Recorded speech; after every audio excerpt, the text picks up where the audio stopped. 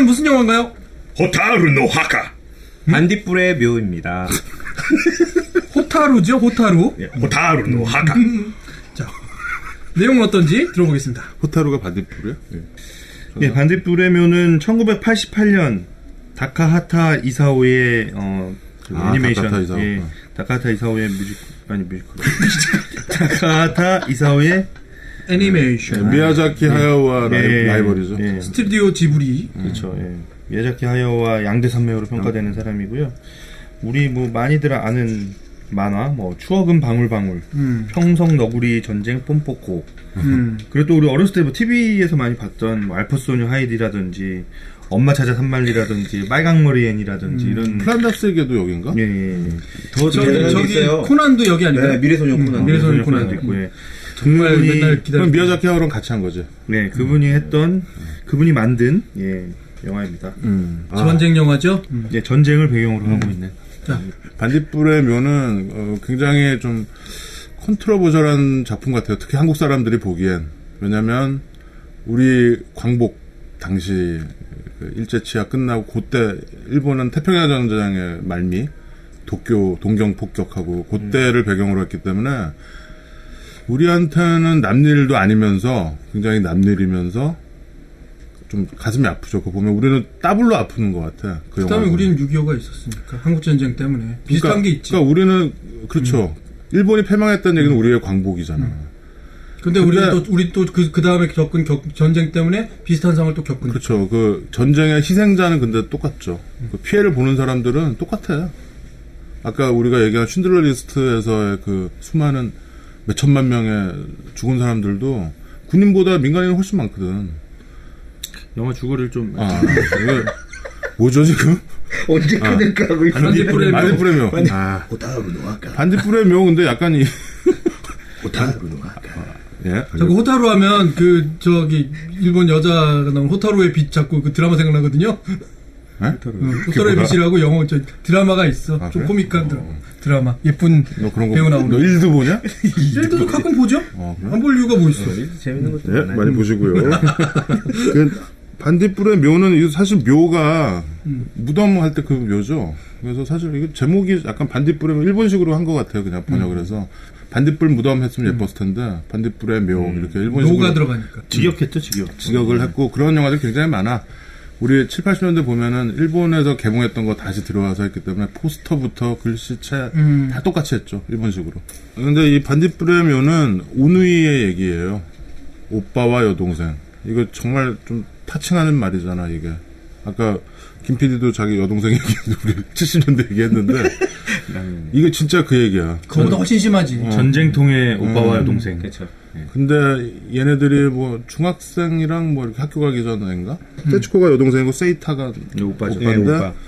얘네들이 폭격 그 동경 폭격 그 유명한 악명 높은 그 일본이 왜 한 번도 외침을 받아본 적이 없는데 집들이 다 나무로 지은 집이잖아요. 그래서 미군이 폭격해서 다 불탔어 그냥 동경에.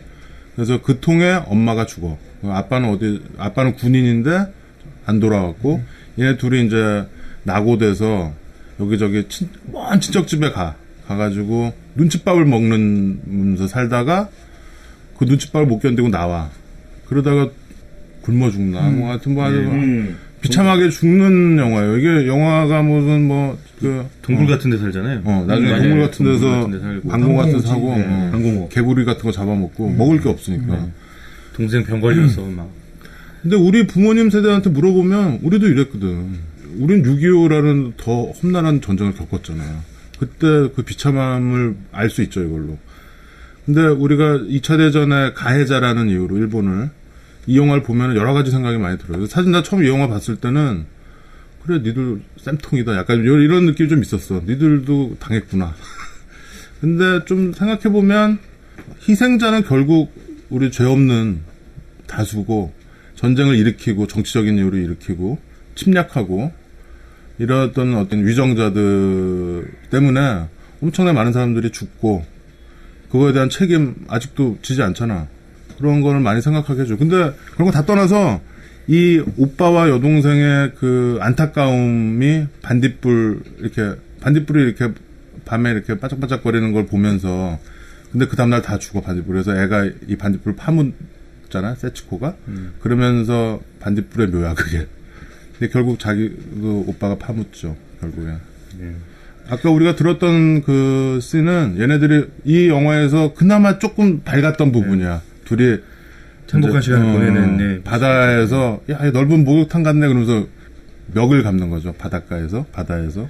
그런 장면이 더 슬프더라고요. 더 슬프죠. 힘들고 막 이런 거보다 사실은 이 아이들이 너무나 이렇게 행복하고 즐겁게 사실은 지내야 될 나이인데 그냥 되게 자기들이 힘든 상황인데도 바다를 보니까 마냥 즐거워지고 재밌어 하잖아요. 막 까르르 웃고. 예. 근데 그 장면이 더 슬프고 이 순간이 지나면 얘들은 또 다시 그렇게 될 건데 그런 느낌이 좀 들었어요. 저는 이런 거를 느끼죠.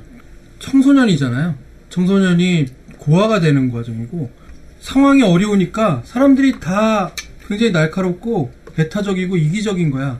얘들한테 사실 먹을 걸 좀 더 줘도 좋을 텐데 무관심이고 얘들은 어떻게든 자기들끼리 그 동생하고 그 살아보겠다는 부분으로 가는데 아무도 도움 요청할 데가 없고 도움 요청해봐야 소용도 없고. 근데 그 상황이 결국 전쟁이기 때문에 전쟁 후에이기 때문에 더한 부분인데 그런 애들이 뭐 천지 때깔이었을 텐데요. 천지 빽깔이었을 거죠. 네. 근데 사실 이 눈물샘을 자극하는 천지 때깔이야, 천지 때깔이야? 똑같은 빽깔이는 옛날 그 백댄서를 빽깔이라고. 천지 때깔이가 맞는 거야? 그러게. 나는 처음 들어보는 말이다. 천지에 널렸다. 네이티브에 천지 빼까리가 맞습니다. 아 그래요? 거기 빽깔이가 그래요? 천지 빽깔이. 대구 사투리야 이게? 뭐 많이들 하는 말. 빽깔이라고 나는 그랬거든요. 진짜 처음 들어보는 말이다. 천지 빽깔이야. 천지 빼까리. 무슨 생각이 천지에 드는- 빼곡하다고. 천지 빽깔이. 빽깔이? 빽깔이에요? 아, 하여튼 천지 빽깔이에요. 근데 몰라요. 야 저- 네이티브 얘기도 듣고. 살아남은 게 죄스럽다라는 거죠. 살아남은 게 죄스럽다라는 생각을 갖게 하는 게 우리 세대는 잘 모르죠. 아까 얘기했던데 우리 어머니 세대, 우리 아버지 세대는 살아남은 게 정말 이게 근데 이게 좀 정치적인 얘기도 좀 미안한데 굉장히 보수적으로 흘러요 이게. 안타깝게도 살아남아야 하기 때문에 무슨 일이건 정당화시키는. 그러니까 결국 훔치잖아요. 훔쳐서 먹고 살잖아. 근데 그것도 맞아. 정당화시키고 살아남는 건 무조건 정당하다. 맞는 얘기도 한데 이제 전후에 우리가 느끼는 우리의 느낌은 뭐냐면 너무 슬프긴 한데 저 부분 때문에 우리가 발전을 못하는 아주 좀 맺힌 응어리가 저 부분에 있다. 전후에 있다라는 걸 좀 느끼게 하죠. 그 세이타가 그 마지막에 서리를 하잖아 서리. 뭐 훔치다 걸려가지고 근데 막 얻어맞아서 처리를 하다가 결국 완전 도둑이 돼. 네 맞아요. 그래서- 집에 들어가서 막 훔쳐내고 그래. 그래서 그 경찰서에 끌려가잖아. 근데 막 이미 막 맞아가지고 그랬더니 그 일본 순사가 나오잖아. 우리가 맨날 듣었던. 걔네들은 그냥 순사겠지. 우리는 일본 순사. 일본인한테는 좋은 순사지. 근데 거기서 그 순사가 그 농부한테 너 많이 때렸잖니. 미성년자인데 너 저 미성년자 폭행죄로 들어가고 싶냐. 뭐 이렇게 해서 도망가게 만들어. 그거 풀어주지. 일본 순사가 착한 일본 순사가 나와서 좀 우리가 본 모든 영상물에서는 순사한테 나쁘게 묘사됐었는데 코스염 입고. 그들에겐 좋은 그 민중의 지팡이였어. 일본 영화니까. 근데 저는 이 영화에 대한 사전 정보가 전혀 없이 봤어요. 그 얼마나 당혹스러웠겠어요. 이거 사실 저는 이제 토토로 이런 건 줄 알고 봤구나. 일본 애니메이션 그런 애들 많아. 뭐 무슨 반딧불 나와가지고. 반딧불이라는 그 말 때문에 저는 뭐 원령공주니 원령공주. 뭐 약간 이런 좀 요괴 나오고 뭐 하울의 움직이는 성인이 뭐 이런 느낌으로 생각하고 봤는데 처음 봤는데 막 이렇게 얘가 죽은 것 같은데 막 이렇게 반딧불이 날아가고 그래서 야 이거 되게 오묘하게 신비한 영화인가 보다 생각하고 봤는데 한 중간쯤 되니까 와 진짜 미치겠더라고요. 이거 내가 왜 봤지? 막 머리를 쥐어뜯으면서 봤던 기억이 나요. 처음에 그게 영혼이 나오죠. 나는 뭐 언제 죽었다. 언제 죽었다. 뭐 이런 그래서. 대사로 시작하잖아요. 그 기차역 같은 데서 이렇게 마지막에 죽는 장면. 그게 그 회상 씨는 이렇게 빨갛게 나와. 좀 인상적이었어요. 근데 이 영화 보면서 제가 갑자기 어린 시절의 기억이 떠올랐던. 넌 남동생이잖아. 네, 남동생인데 사실 이 형제간에 특히 남동생인 경우에는 그렇게 평소에는 애정 잘 못 느껴요. 동생도 마찬가지야. 무슨 얘기야? 형제끼리는. 근데 이렇게 좀 어떤 이제 극한의 순간에 딱 다가왔을 때 내가 얘한테 그런 마음이 있구나라는 생각을 딱 하게 되는데 제가 초등학교 들어가기 전에 꿨던 꿈이 있는데 그 꿈에서 동생이 되게 이렇게 위해를 당한 뭐 이렇게 막 어디 뭐 신체 일부가 뭐 잘려서 뭐 이런 꿈을 꿨어요. 나이트메어나. 근데 제가 그 꿈을 꾸면서 제가 엄청 울었던 기억이 있거든요. 어렸을 때. 근데 이 영화를 보면서 갑자기 그 꿈이 생각이 나더라고요. 예. 아, 평소에는 맨날 이렇게 때리고 맞고 이러던 관계의 형제인데, 아, 내 동생이 이런 상황이면 내가 기분이 어떻겠구나. 이렇게 감정이입되는 부분도 있고. 반딧불의 묘의 남매 얘기라고 그러면 아까 봤던 우리들의 행복한 시간에도 이제 죽는 형제 얘기가 또 나오죠. 근데 자꾸 반복되는 게 너무 슬프네.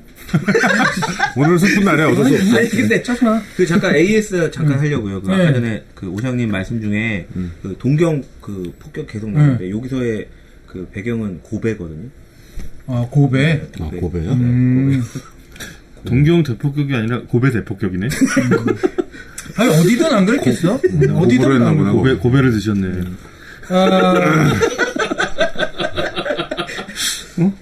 전쟁은 고배 그렇고 대폭격이야? 하나 더는 아직도 고배 공습? 아직도 우리가 아는 한 지역은 계속 이렇게 굶어 죽는 사람들이 있죠. 어디라고 말씀은 안 드리고 넘어갔죠. 자, 4위는 반딧불의 묘였습니다. 막무가내 신체 공격 영화 리스트업. 무슨 영화